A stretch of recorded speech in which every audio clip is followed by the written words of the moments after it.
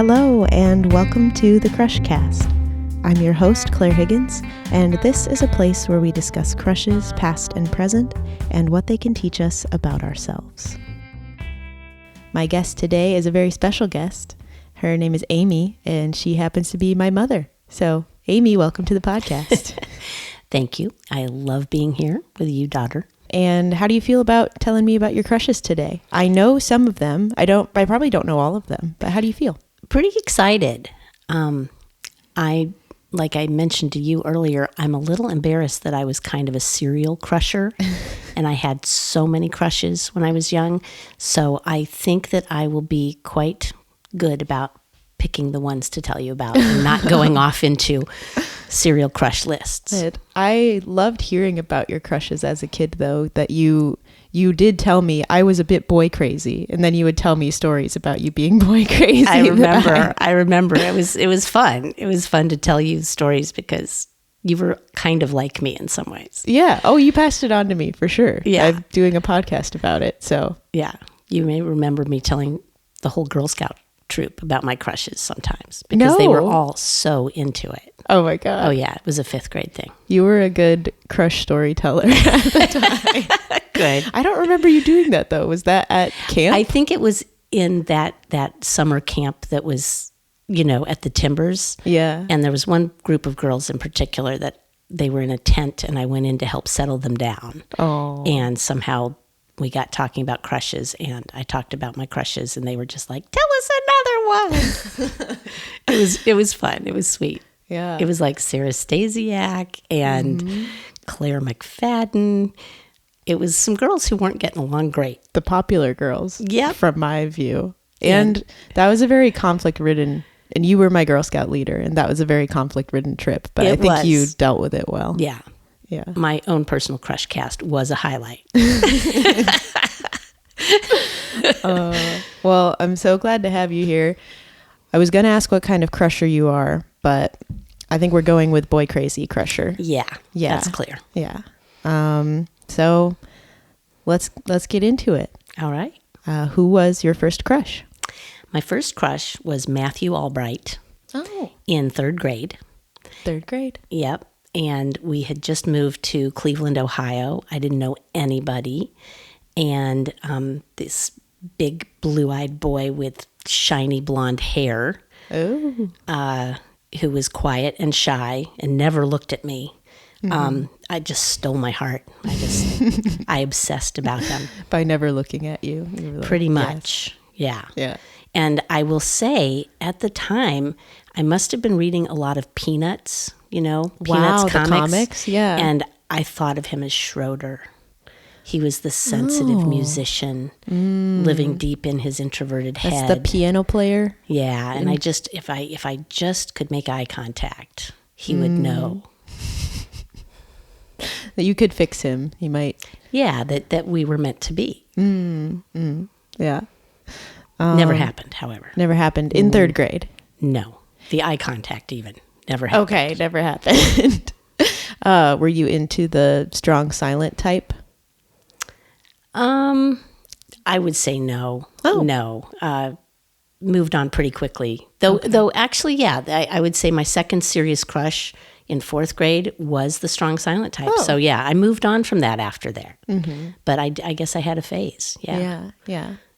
I talked with Travis about having crushes on people who are not focused on you and how that can be perfect for a crush because you don't ever have to confront the crush. True. I did have several of those early on. Yeah. Okay. So you moved on from Matthew? Matthew Albright. Okay. Who came after? So then we moved to Missouri, and I was in a small town of Eldon, and I was the new kid in a small town in 4th grade. Oh, that's part of your story too that I want to share. You moved around a lot. We moved a lot. And you were often the exciting new girl. Yes. And I think that's one reason I was a serial crusher. You always had new boys to crush on. Yeah, I had, and I was always interesting because I was new. Yeah.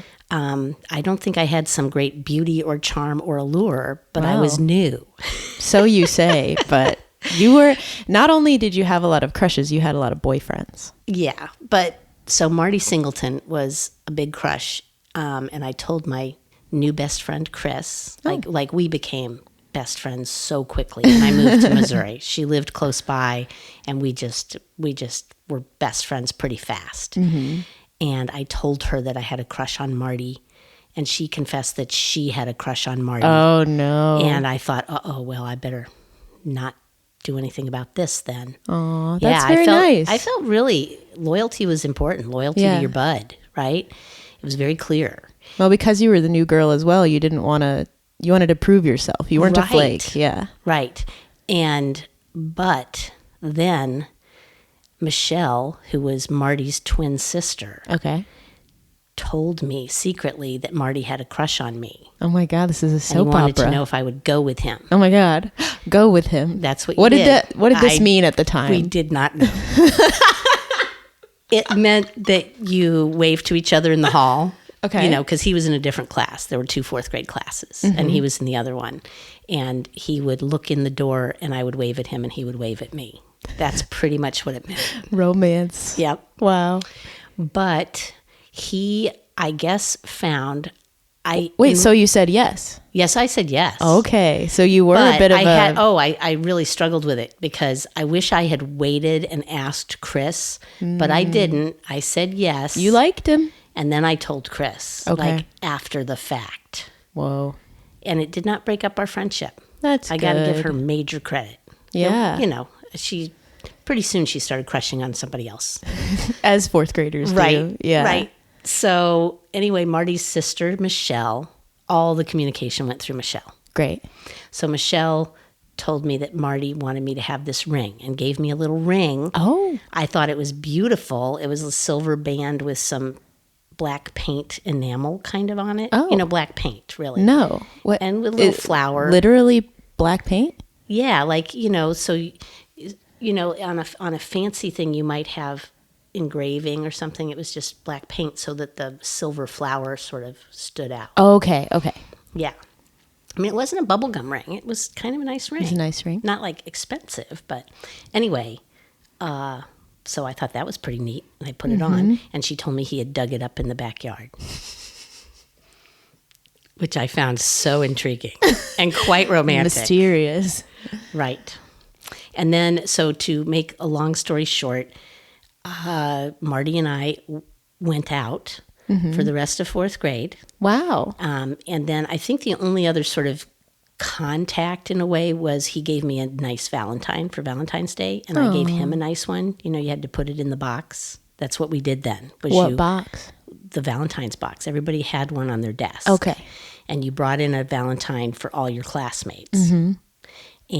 But, you know, if someone was special, you'd make it a little special. So, like, I cut his out of, you know, red construction paper. And I don't know. I might have written some kind of little poem on it. And he gave me a nice one, too. It wasn't quite as nice. It was, you know, it was the kind of Valentine you buy 24 Valentines for your class. Yeah. But he had written some little nice thing. There's some special element. You know, long after I suspected that maybe it was all Michelle. I was going to ask. Maybe she wrote the nice thing. Who knows? Do you have any suspicion that Michelle might have been interested in you, or do you think that she was just interested in being the messenger? I just think it was an age and a place and a time when the only thing that made school interesting was this kind of drama. The crushes. Yeah. And I think Michelle was in on the drama. I was in on the drama. We all needed drama. Yeah. And so then fifth grade comes around, and over the summer of fifth grade, I felt there were opportunities that Marty should have stepped it up. He should have called me on the phone or ridden his bike past my house. Had you guys been going together for over a year? Well, almost. I mean, since the fall of fourth grade. They're monogamous fourth graders. You know, and nothing happened over the summer, no messages, nothing. So I thought, either Marty doesn't like me anymore or he's just lame. Marty's not doing anything. Yeah. And so I was, you know, my interest was falling off. Yeah. And then the start of fifth grade, I thought, well, we can keep going out. There's, you know, nothing wrong with that. And he's still cute. And so that went on, but it was kind of almost like in the background. An Like, we're afterthought. still going. If somebody asked me, I'd be like, yeah, we're still going together, because he hadn't broken up with me and I hadn't broken up with him. Mm-hmm. But then Valentine's Day came around, and by that time, I had started crushing on Bruce Woolsey. Ooh. And he was the new kid. Ooh. He had just moved from Rio de Janeiro in Brazil. And anyway, and he wore a necklace on a leather cord, like just a couple beads, very manly. Cool. And I think maybe that was the first sex appeal ever. Ooh. Like, not just he's a cute boy that other girls like, which was kind of the case with Marty. But with Bruce, it was like, he's got some sex He's appeal. a hot ticket. He's a hot ticket. And we were in art class together. Okay. And he would have conversations with me. Like, we would talk and talk and talk. Yeah. And the idea that you could like a boy and actually have conversations with him. That's a new totally level. new. Yeah. And so I was really falling for him. And as Valentine's Day came around, I thought, I have to break up with Marty. Yeah. Yeah. Yeah. Marty's got to go. So I think not what fair I to did, Marty. I think what I did was I broke up with him in a Valentine for Valentine's Ooh. Day. Yes, very bad. Very bad. Very tactless. You were young. You were young. It felt like the honest thing to do, but that was bad. You wrote him a little note Yeah. and said, "We're done." Yeah. And then I'm like, And then you almost moved on immediately. Almost immediately, Bruce Woolsey asked me out, and I said yes. And I'll finish this story with the heightened drama. The only evidence that Marty cared about this was not long after that, we were in gym class, all the fifth graders, and there was a big game of bombardment. Oh my God. And that's when everybody runs to the middle and picks up a ball, and the two sides battle it out until everybody's out on one side and the other side wins. Dodgeball, but like you called it dodgeball. bombardment. We called it bombardment. Which is a very fun name. Yeah. So anyway, Marty was really athletic. Bruce was more the artsy type, sensitive artsy type. Oh. And Marty grabbed a ball and hit Bruce in the head. Ooh. And it hurt him pretty badly. He had to, I feel like he had to go to the nurse. And I remember feeling so horrible and thinking it was all my fault. But did you feel a little cool? Yes. It was also the drama. It was also, oh my goodness. There was a fight over you, yeah. a public one. So that was pretty much the end of that story. Bruce Woolsey broke up with me not long after that. And he was a serial crusher on, hotter girls than me. Man. Yeah. The hot ticket comes back to bite you. Yep. I think that was the story you liked best when you were a kid. It's a good story. Because you were the new girl in Missouri, and then he was the new boy. Mm-hmm. And, there was kind of the cycle of excitement. Oh, yeah, for sure.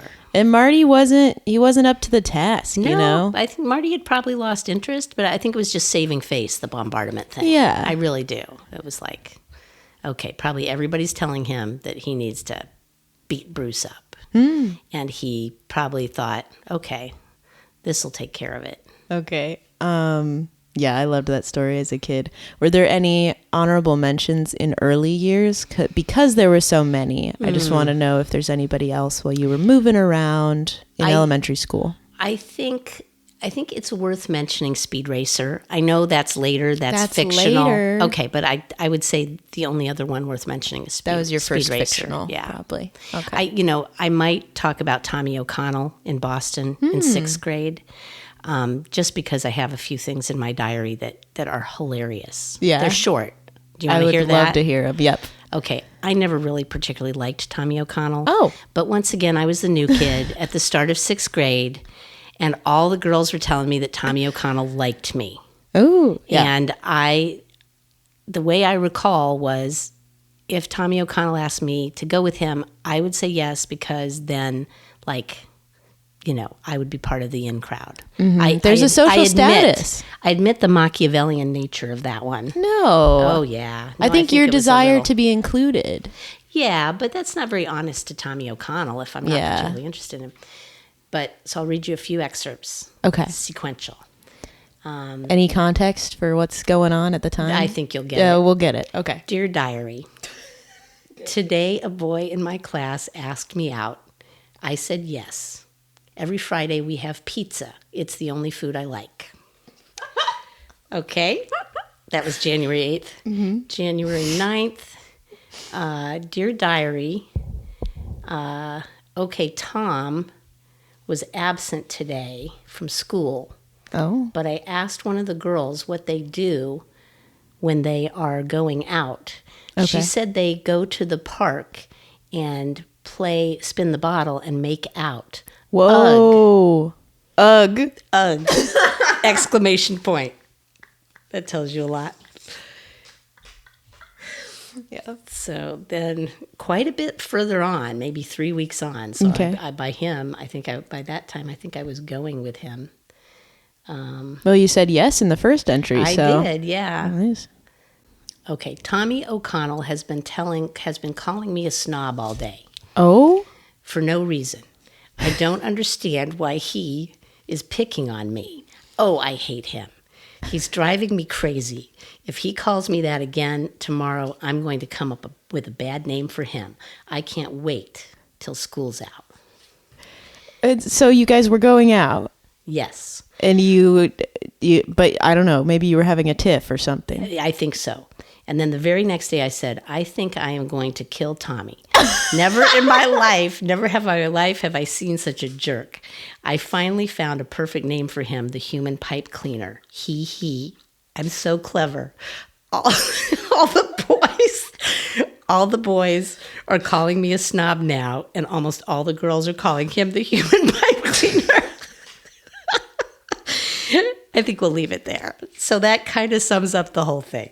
Not long after that, obviously, I broke up with Tommy. Why the human pipe cleaner? He was very skinny. Oh. He wasn't all that tall. He was very skinny. Mm-hmm. He was a very freckled Irish boy with kind of a mop of hair. He had big eyes and the freckles and the mop of hair that I, initially found fairly attractive. Mm-hmm. But I don't know. I wanted to be mean. And he was skinny, and I called him the human pipe cleaner. Yeah, that you hit him where it hurt. I did. Yeah, because he was calling you a snob for, you claim no reason. No reason. There must have Maybe been I one, wouldn't but go we to don't the know. park and make out. Yeah, it might have been I mean, I really don't remember. I don't remember why he started calling me a snob, but I was very hurt. Yeah, I could see it bothering you if you felt pressure to do something, Yeah. and the only way he knew how to deal with that was to call you a snob. Yeah, I was probably ignoring him because of ambivalence, because of mixed feelings. Yeah. I got it. No, that's a powerful thing. I think It I felt is. the same. You really helped me out when I felt the same pressure in middle school and high school. If there was a boy that liked me, and I just felt like it's very hard to, to reject someone or to not, I don't know. It's an experience you kind of want to have, even if you're not crazy about somebody, but it's not, it's not right to And do. you care, at least I cared a lot about what other people thought. Way too much. Yeah. And I think that's pretty common. But if everybody thought Tommy and I were the cutest couple, or Marty and I were perfect for each other, or, those things, when people said things like that, that had currency, right? It had currency, and it made me feel like, okay, I'm accepted, new kid at the school, and I'm not being ostracized. I'm being included, and people are talking about me in a good way. But then, Tommy calls you a snob and tells all the boys to call you a snob. Yeah. And you're trapped. Yeah, trapped. Yeah. Because, you're in a situation where, as the new kid, you can say no to this guy and be kind of, a snob or a loser or whatever. Or you could say yes and be popular and feel a little special. Yeah. But I think we both learned that's not the way to go. Not the way to go. Eventually. Yeah. Oh, that's funny. Okay. Well, yeah, I think it's a good time to then talk about your biggest crush. My biggest crush. On a real person. Over I had the to years. struggle on this one because I guess I would say I had two really big ones. They both turned into that boy becoming my boyfriend. And so the first one... So you had a lot of success. I guess so. So Kirk Scanlon, I fell in love with him in 10th grade. He was a senior, and we were in the musical together. We were in Oliver in the chorus. That's where I met him. Oh, you were both ensemble? Yes. Okay. So we spent a lot of time backstage. Yeah. Right. Yeah. And he loved music, and he played guitar, and he sang, and I loved poetry. And I would share some things. We got to where we were talking about poetry in English class, and I would share, I don't know, the occasional poem or something with him, and he would share, he felt that I needed a musical education, so he would make mixtapes for me with Cute. Jimmy Buffett and lots of other people, but largely Jimmy Buffett. That was his fave. What did he look like? He was tall. He was very tall, 6'4", and he had green eyes, big green eyes, dark lashes, kind of sandy brown hair, and what I think of as a Roman nose. Some people would say a big nose, but I say a Roman nose that has a lot of dignity to it. Yeah. And so he was nice looking. And I thought he was cute. Maybe I should assert here something I thought might come up that I just ought to put out there, which is I tended to crush on guys that other people were confused. They're like, why him? Mm-hmm. So I guess he wasn't by everybody's standards a great looking guy or the kind of guy you crush on. Or maybe it was just because he was a senior and my friends were like, don't go there. I don't know, but so I tended to really crush on guys that my friends would get confused about it. Mm-hmm. And, I found him very attractive. I think there's something added to feeling like maybe you've found a diamond in the rough more so than... Yes, that's a feeling that resonates for me. More so than the most popular or most liked guy. Yeah, I liked to feel like I discovered this guy. Yeah. Like nobody else gets it, but I get it. And that's special. Yeah, you really tapped into something there. I think that's a big part of it. I think you passed that on as well. Yeah. But I feel like that is so much more exciting than liking the guy who everyone likes, because in a way you want to be special too by seeing the specialness in someone else. Oh, very much. Yeah.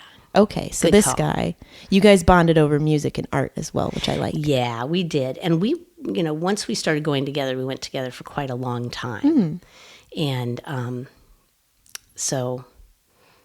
he was very romantic. Wrote me poems, made me mixtapes, sent me love notes. When I was in Missouri for the summer with my mom, he sent me 16 red roses. Oh, that was really nice. Were you long distance? No. Yes, we were long distance a lot of that time. So, okay. Summer after sophomore year, my family was traveling. Oh no, I went to Missouri. Junior year, the whole year I was in France. Oh, so he sent me letters. I sent him long letters. I was looking through my journal today, and I saw numerous times I wrote Kirk a long letter today. I got a wonderful letter from Kirk today. I sent Kirk the poem I wrote about the wino, stuff like that. The French wino. Yeah. I don't know why he's still in love with me, because college must be so much more interesting, and college girls must be so much more interesting. And I wonder if he's had sex yet. Oh my God. Yeah, that was one of the entries. Did you think he was cheating on you? I don't think I thought of it that way. I think we had said to each other that, we're boyfriend and girlfriend, but you're going off to college and I'm going away for a year. And if something happens, like, we won't hate each other. Whatever happens, happens. Right. And which I kind think of felt like... You used that, huh? Yeah. And because I remember you had romance in France, so barely though. Oh, okay. I went to prom with a guy, but no, I didn't really have a romance in France. Oh, okay. There was a boy on the bus that I was crushing on, a French guy. I think I remember, but it was not a relationship. It was not a relationship. Okay. It was just a flirtation at the bus stop. Okay, so you were with Kirk all that time, and you guys were long distance. What ended up happening? We broke up not long after I got home. Okay. Started my senior year in high school, and he finally, after all this time, super romantic, very polite, chivalrous guy, made it clear that we needed to have sex or this was Oh. not going to keep happening. And I'll admit, I wasn't ready. Yeah. I felt kind of bad about it, but I wasn't ready. And he also was drinking a lot. Like the main thing he would talk about in college was getting drunk. Yeah. And that turned me off big time because, you know, I had alcoholism in my family and, yeah. And yeah, I mean, the social pressures of college, like, it's not like everyone's drinking and having sex, but especially on the male side of things, almost everyone is. It felt like he was at a little college in Maryland called St. Mary's, and it felt like, it was most of what was going on there. Yeah. Skipping classes, drinking. Yeah. And you, understandably, you were like, no, I don't want to do that. No. So, yeah. So we broke up. It was pretty mutual, I would say. Yeah. Ran its course. Yep. So what was the other biggest crush? So the other biggest crush was, surprise, my next boyfriend. You moved on immediately too? I moved on to Benjamin Barnett. And I really did fall hard for him. We were in the Shakespearean troupe together. And so, high school, and college? in our AP, in high school and in AP English senior year. And he was smart and clever and a little bit bad boy. Ooh. Yeah, had an earring and kind of long hair and wore a leather jacket. And my friends were like, he's a stoner. You can't like him. Oh. He wasn't really a stoner. He hung out with people who were, who smoked a lot of pot. He wasn't that into it. No, he sounds cute. He was cute. And I would say that's when I landed on my type. You asked about, do I have a type? Yeah. And I would say from Benjamin on, it was always short, well-muscled, dark-haired guy. Yeah. Yeah. And I say short because with Benjamin, after dating someone who was 6'4" and always felt awkward. Dancing felt awkward. Holding hands felt awkward. Kissing felt awkward. I hate to say it, but there was just always this awkwardness between me and a guy that was towering above me. Yeah.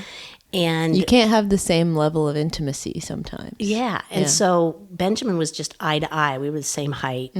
And, so I guess he was short for a guy, but I thought it was terrific. Yeah. And anyway, and so we were in Shakespearean troupe, and he got the role of Romeo, and I got the role of Juliet. Oh, my God. So that moved things along. And then he got the role of Hotspur in Henry IV, Part 1, and I got the part of Hotspur's wife. Wow. And that the casting director moved picking things up along. on something. Miss Vixilio was not one to miss out on an opportunity. And she's like, oh, these two, they have it going on, so let's Miss Vixilio. Yeah, let's make sure, because Shakespearean troupe, the big culminating event was in the spring. We went to the Folger Theater, which is the National Shakespeare Theater in the United States in Washington, and we went and competed with other Shakespearean troupes. Oh, nice. There were others. Yeah, that's cute. And so we competed in our scenes. Yeah, and we did pretty well. I can't remember what all. Did you put on full-length plays, or you put on? No, we did snippets? scenes. Okay, so it'd be like we did the scene in Romeo and Juliet where they're touching hands, and their words to each other are a sonnet. Yeah, totally great. Oh my gosh! And you were living the dream. I was. And then the scene with Henry IV, his wife was so mad at him because he was going off to war again.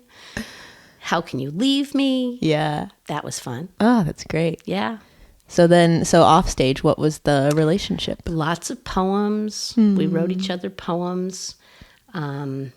He was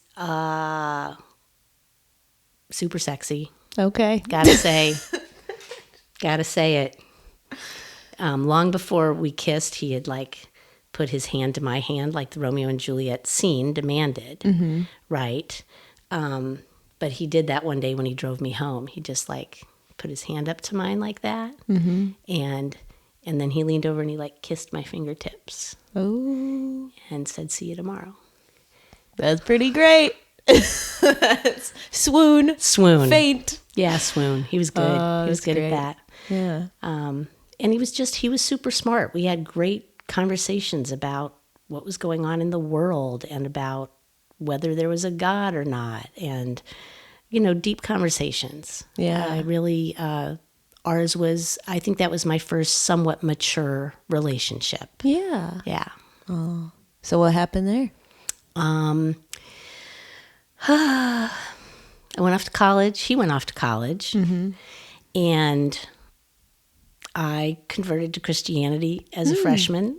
I won't go into that story because though it's a crush in a way, I crushed on Jesus. Oh, and no, you didn't. I totally did. No, don't characterize yourself that way. In the sense that I felt a big hole in the idea of what's life about, what does life mean, what's important. Yeah. And for a while, just a year or so of my college life, a very kind of fundamentalist Christianity filled that hole. Mm-hmm. And it filled an emotional need for you, it sounds like. Yeah. And it was a real conversion. I remained a Christian for many years, but I shifted over to being a much more liberal Christian after that first year with that really almost cult-like group. Oh, I didn't know that. And the cult-like group put a lot of pressure on me to break up with my boyfriend, who was not a Christian and, more importantly, was Jewish. Oh my God, yuck. Yeah. Yeah. And I didn't break up with him because he was Jewish. I was like, who cares? Yeah. But I did feel like maybe there's no future here because I've got these values. They're very important. I got to figure out who I am and what God wants me to be doing in life. And so kind of broke up. I'd say over that reason. Yeah. Though in retrospect, people break up with their high school boyfriend when they go off to college. Just because you're moving on. Yeah. And it was, I think that one was fairly mutual too. Okay. We really tried to keep it alive. Yeah. But, he had fallen for somebody too. About the time we broke up, he had really fallen for someone who's now his wife. Oh. And that's kind of nice. I think they had a pretty lovely romance. That's and sweet. Still do probably. Yeah. Yeah. Yeah. Do you know where he is? I think it's been a long time since we've been in touch, but I think he's probably still in Cleveland doing, graphic design, marketing. He went to Cooper Union, which is an artist school. Okay. And for art, and he was still very into drama. And I know that his wife, when they met at Washington University in St. Louis, they bonded over drama, and I think they continue to be active in like community theater or something. Nice. Yeah. Yeah. That could all be old information, but that's what I remember. Yeah. I mean, that seems like if things are going to end, that seems like a very nice way that you both were just growing into yourselves, and he found a great love and you found a great love. Oh yeah. I think that was a very good relationship to help me know what I wanted, know who I was a little bit more, feel seen and heard and loved, and not just because I was pretty or charming or the new kid. Right, right. I felt really seen and known by him. Yeah. In a way that was new. It really sounds like the kind of romance that when I hear the frustration of adults dating today or Gen Z dating, the younger kids could only dream of. A crush where you bond over a mutual interest, but just sort of that is able to blossom into a relationship where you really talk with each other. You really know each other. Yeah. And I don't know where this fits into your kind of cultural assessment, your cultural comparison with today's Gen Zs. I have no I don't pretend to know about of that. Them. Yeah. But I don't know where this fits in at all, but, we never had sex. We, we got somewhat involved. Mm-hmm. We did things. Uh-huh. But in both of those relationships, we never, had sex. I wasn't ready. Yeah. And it was okay. Yeah. Frustrating, but okay. Yeah. Yeah. Yeah. So I don't know where that fits in, but. Yeah. I think it's an interesting. Because I don't know if hookup culture is still a thing, but it seems to me that a lot of the dating, I don't know, that there is this pressure maybe to get very physical before you really get to know a person. I don't know if that's true or not, but... Yeah, I would say it depends on the case, or just from what I saw in my time. But I remember thinking, I'm really glad that, you know, you didn't do anything that you didn't want to do. But I think that in my younger experience, what I felt more, you know, hamstrung by was the idea that if you hook up with a boy and you're not dating, then you're a slut. Right. That if you want to hook up with someone, you'd better be dating them. And I feel like that was a pressure that was put on girls and women that I noticed that I was kind of like, I would like the freedom to do that if I want to do that, and not be looked upon badly for it. Yeah, that's interesting. So I'm proud of, in a way, I'm proud of the, you know, young generations for saying, you know, women can do whatever they want to do. You know, they can have sex if they want to, or not have sex if they don't want to, and it's okay. Yeah. But yeah, I think the other side of that is hookup culture, the, you know, the ills of hookup culture that we see, which is, you know, let's hook up, but I don't want to be in a relationship. And how do you go from a hookup to something serious, or know what the next step should be? That's all a mystery to me. I don't mean there's not room for it. I just mean it's a mystery to me. It's very different from my experience growing up. Yeah. Because I feel like you made that decision based on an interior feeling within yourself of, I don't want to do this. This is not desirable to me. But I also feel like there was probably some pressure on you, you know, if I do this, I might be seen a different way. Huge. That was part of it. Yeah. It's hard to separate my really knowing. I really knew at my core I wasn't ready. And whether that was, this isn't the right guy or not, I have no idea. But there definitely was, my parents will think I'm a slut. Yeah. There was definitely that. Yeah, and it's like, it's none of their business. Right. It's none of their business, and I could have done it anyway without them knowing, you know. Parents didn't track their children on cell phones back then. Yeah. I could say I'm going to Cheryl's and I was really going to Benjamin's, you know. But I didn't. Yeah. I think there was so much internalized shame that even if nobody knew about it, that there's kind of this idea that you're less valuable as a woman. Yeah, there was some of that for sure. So I think that's why I think it's interesting, because, you know, hookup culture has many an ill as well. Yeah. But, you know. You know, I will say, though, compared to today's teenagers, I mean, this is just based on statistics, a lot more teenagers were having sex in the 1980s. Yeah. Which is interesting. I wasn't. I was, you know. But not me. Yeah. But a lot of people were. So I'm just saying, it's not like there was this prudish culture quite. Yeah, that is why I find it endlessly interesting, because I think that the fantasy that the younger generation has now is that connection, whether that connection includes sex or not, that's a personal choice, but that personal connection that I think, you know, with the influx of technology making us feel farther apart from each other, there's so much less opportunity for that personal connection that I think a lot of young people are desiring. Yeah, it makes me sad. You know, I'm a college teacher, and for years now I walk into my college classroom and every young person in there is looking at a screen, and they put it away. But I can remember a time when I walked in the classroom and everybody was talking to each other. Yeah. And boys were flirting with girls, and girls were flirting with girls, and, you know, boys were flirting with boys. I mean, there was a lot more drama right there in the 2 minutes before I said, okay, let's all settle down. Yeah. Focus. Yeah. And now it's just, okay, make sure you know, put your phones away. It's different. That's interesting. Yeah. Well, let's move on to celebrity crushes. I'm very excited about yours because they come from a different time. Different time. And again, this was maybe my pride in, I don't crush on the same people as other people do. I almost never was crushing on the other people that people my age were crushing on. So one of my early ones was Charles Bronson.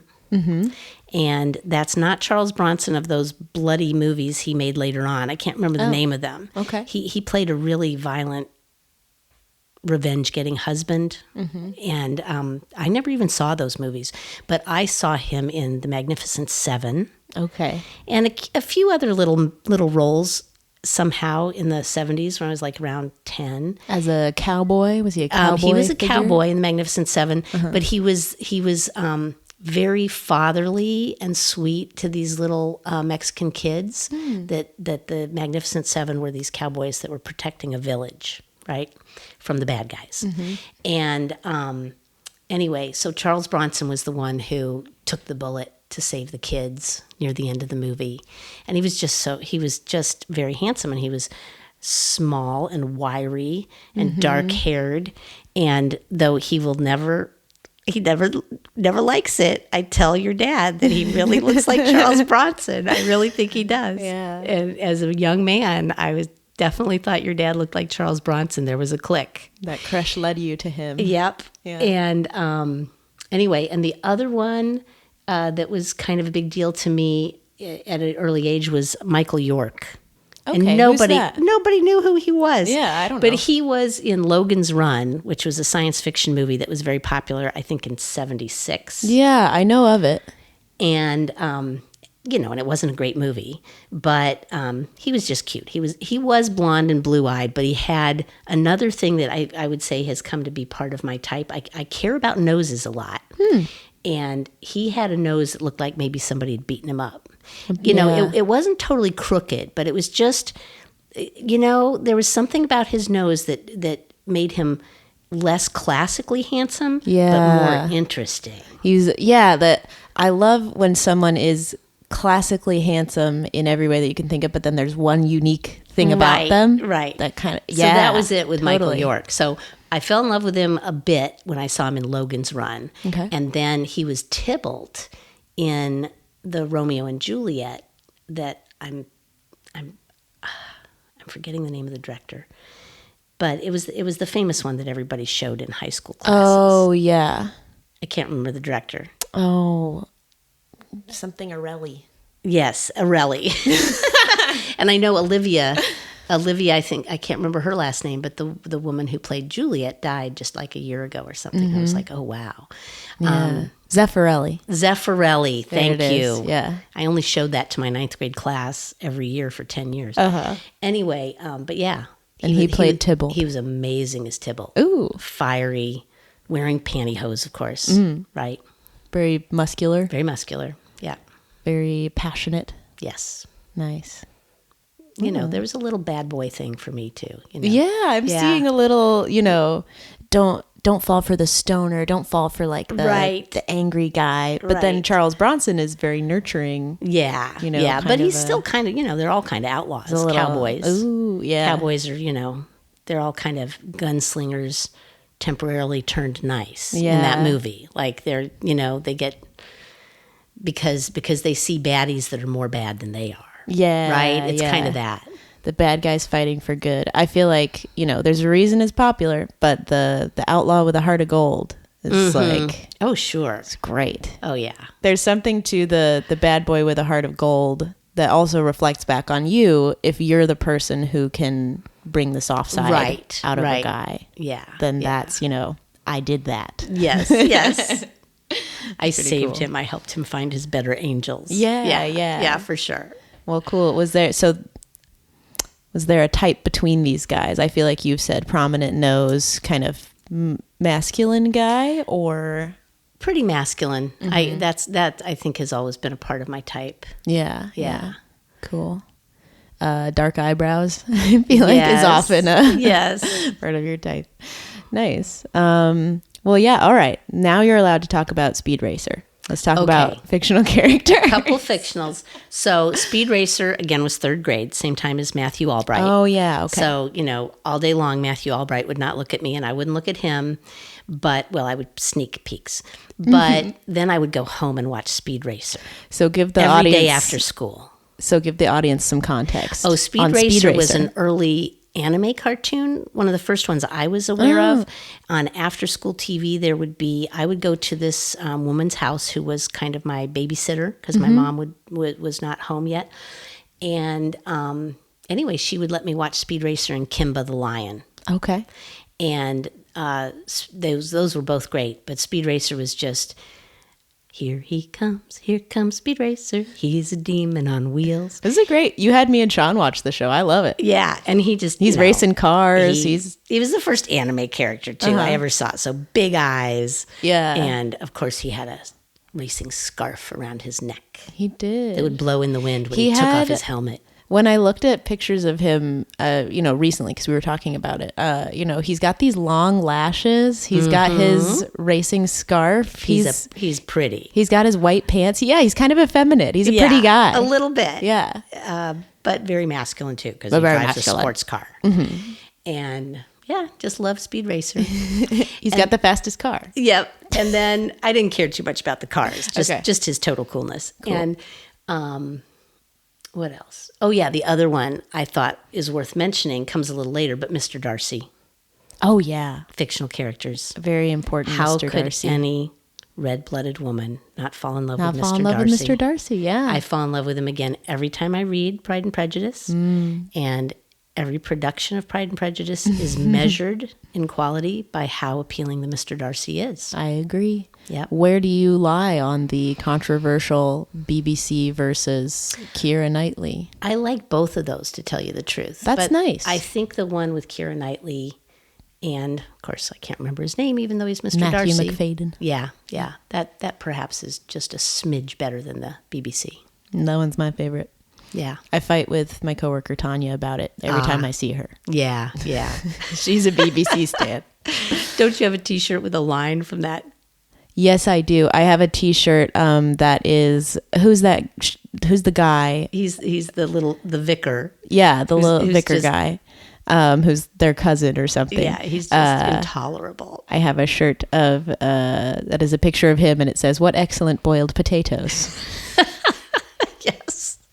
I mean, he kind of makes the movie, right, as well. It's a very well cast movie.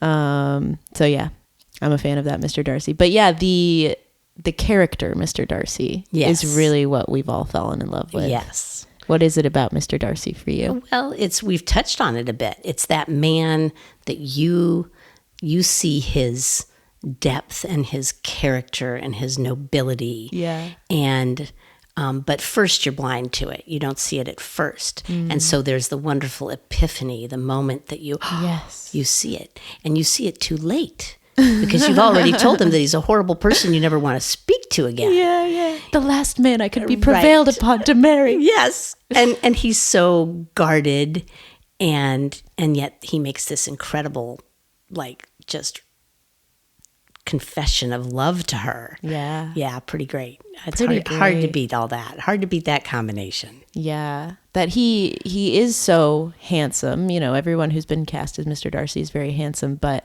it's so personality driven. Yeah. And everybody thinks, all the other girls, they all think that she hates him, and they all think that he's a horrible snob. Yeah. And she knows, because he keeps it quiet, that he has done this great service to her family. Yeah. And he hasn't bragged about it, and he hasn't tried to capitalize on it.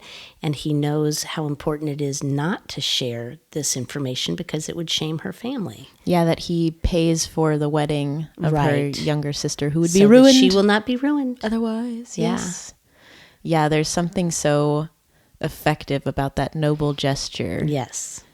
That, I don't know, I haven't seen it utilized as effectively in other stories. That's the best version of it. And the that's best why one. everyone still falls in love with Pride and Prejudice. It is the perfect romance novel. If you haven't read it, people listening to this podcast, go and do so. Give it a read. I remember I don't think you made me read it as a kid, but I remember when you gave it to me as a kid, I remember reading the first page or chapter or whatever, and it is all about finances. Yes, that's the funny thing. So boring. There's a feminist, it's got a hard feminist edge. Yes. That is part of its beauty. That is very Greta Gerwig's Little Women. I'm sure Little Women in general, I'm just a big appreciator of Greta Gerwig's Little Women, drew attention to, marriage as a financial agreement and how it was at the time that, a woman can aspire to love, but she is kind of trapped by society. And very often had to choose between love and the loyalty and well-being of her family, at least in these novels. Yeah. Yeah. That the only way women could support themselves and the people they loved was by marrying correctly, whatever that looked like. Yeah. Or choosing to be a spinster who stays home and takes care of your parents into old age. Yeah. And contributes that way. But love was not on the table. Nope. It was different. It's too much to aspire to. Yeah. Yeah. We do have time for extra Do we? diary entries or Ooh. whatever have you. Well, you know what I'd love to share Yeah.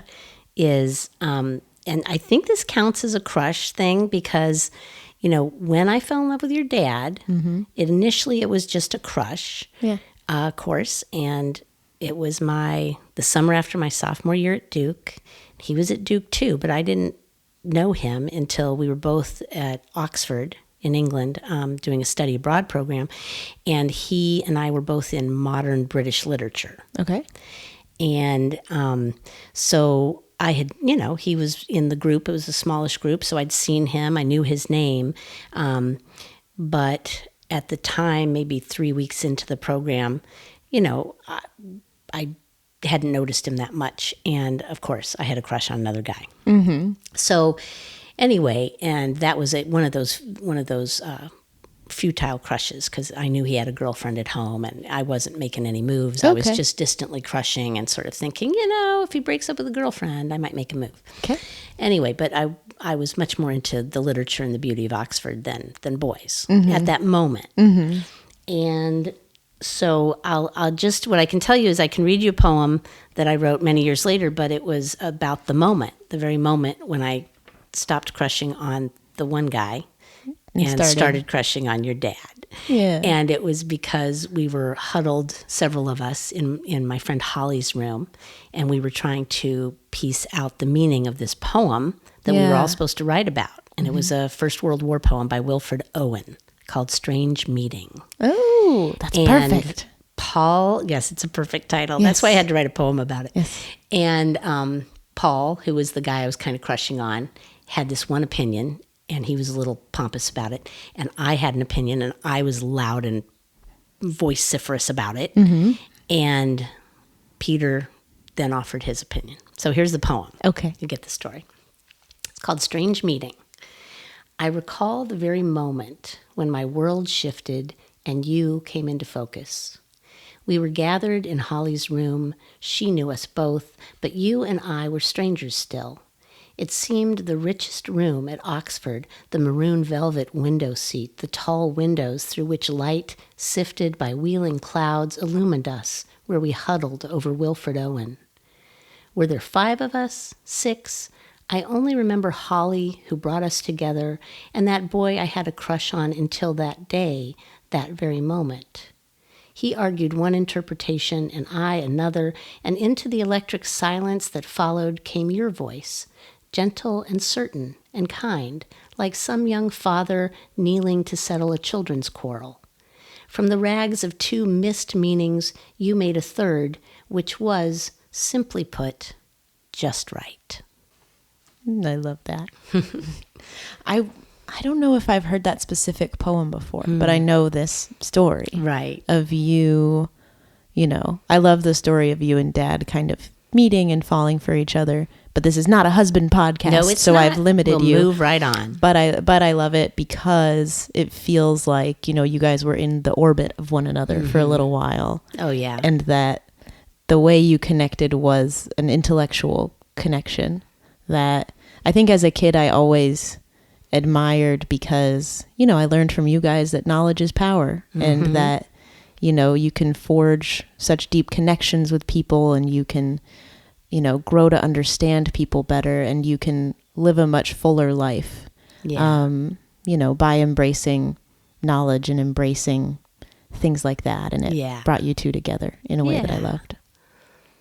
It was neat because until then I had thought of him as he's a science major. He's a pre-med, not interesting to me. Yeah. He doesn't get it. He won't get me. Yeah. Yeah. And then when he had this interpretation of the poem that I immediately recognized was far better than mine or Paul's and was exactly right, I was like, oh. Who is that? Who's that guy? Yeah. I've always loved that. Well, I'm curious. In this phase of your life, how have your crushes evolved over time? Would you say that you still crush today, or are That's you? Interesting. How does it feel say different? Not so much. I don't think I crush anymore. I guess I am more I observe, I pay attention. I enjoy seeing and hearing about you crushing, which, for 4 years, it's just been the one. And I'm very happy about that. I'm allowed to have crushes, but, nothing crazy. Of course. But I did quite a bit, I would say, in my 30s and 40s. I would have a crush on somebody and have very mixed feelings, like, why am I feeling this when I'm happily married? Yeah.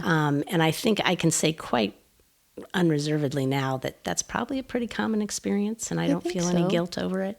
And these things passed quickly. Yeah. And it was usually a proximity thing, But yeah, so I would say, have I learned something over time?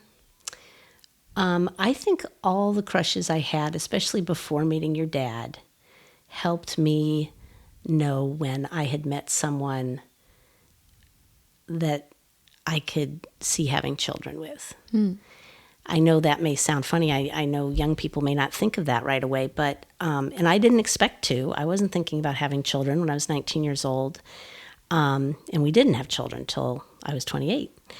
But there was something about him that I hadn't felt about any other guy, which was, I could see being with this guy. I could see having children with this guy.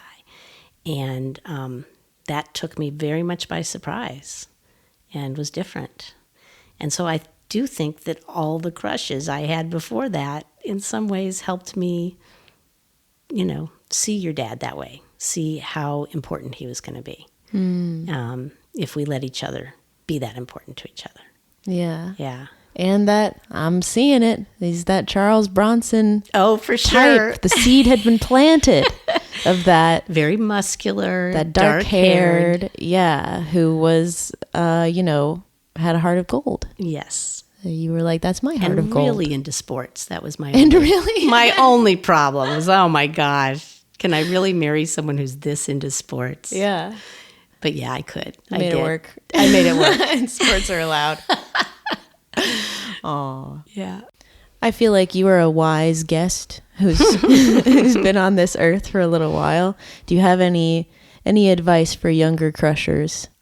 It's interesting. In relationships or not? I think so. I think you're saying I'm wise makes me think of something, which is a paradox. And that is, my advice would be, you don't get wise without being foolish. Oh. And a lot of my crushes were foolish. I took a lot of risks.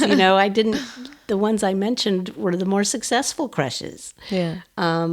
But I do feel that in the internet age, young people have become much more cautious and self-aware. Risk-averse. And risk-averse and concerned with awkwardness. And I just want to tell people, well, go talk to that cute person. Yeah.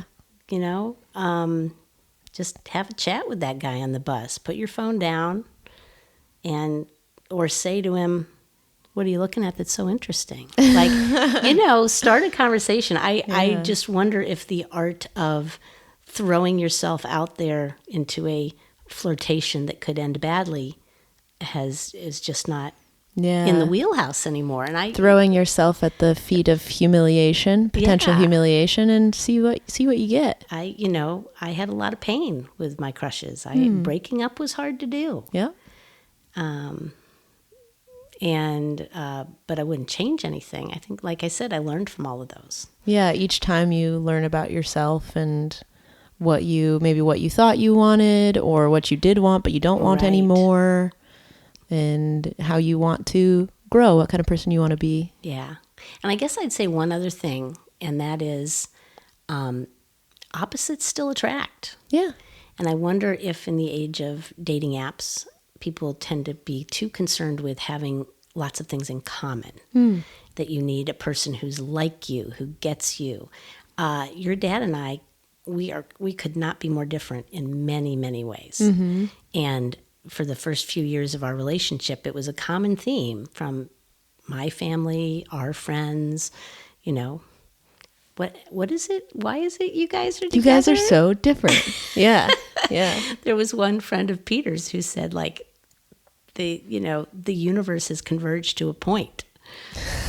And I thought that was very interesting. Like, it was his way of saying, what could those two possibly have in common? Uh-huh. And I think there have been times when being so different has been difficult for us to bridge that communication gap or that experience gap. But more than anything, he's expanded my awareness, and I've expanded his, I like to think. You know? Walking in his shoes is always really different. And I get to do it often. And he has to walk in my shoes sometimes too. And that's different. When worlds collide, they expand. Yeah. So I wonder if people have lost that sense of opposites attract, or don't look in that direction with enough sort of boldness and what the heck, give it a try. Yeah. Yeah. Well, thank you, Mom, for taking me through your crush's past, and I love talking to you. I did too. I loved it, Claire.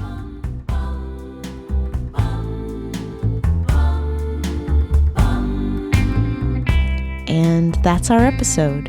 Thank you so much for listening, and thank you to all of our guests for sharing and being vulnerable. The Crush Cast Season 2 will air every Tuesday wherever you get your podcasts. Please subscribe if you'd like to keep up with us so we can keep growing and you can keep on listening. Thank you for lending your ears, and we'll see you next time.